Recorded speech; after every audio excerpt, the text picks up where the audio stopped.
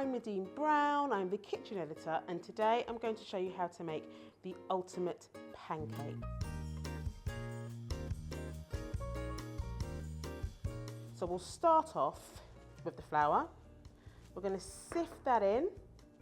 So you add a little pinch of salt, and when you whisk that in, you make a little dip in the middle, crack in your egg. There you go.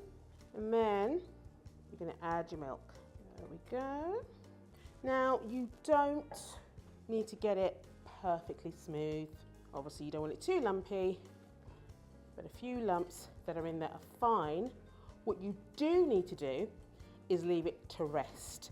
Resting allows the gluten in the flour to relax. So now, pop your batter on the side for about 20 minutes or about an hour in your fridge. Your batter's finished resting. You should have the consistency of a single cream. And so, into a hot pan, I'm going to brush some of that butter, not too much. Then, I'm going to test that water again. Oh, that's a good sizzle.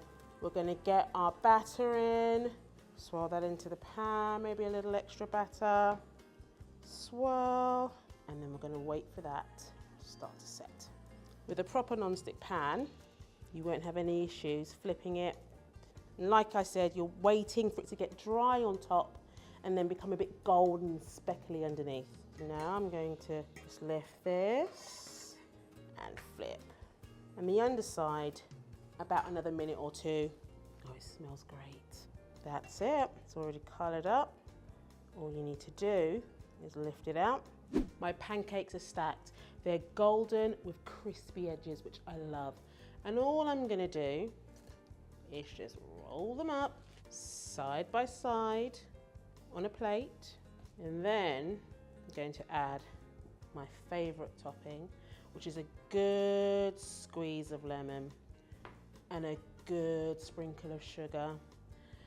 And now it's time to dig in.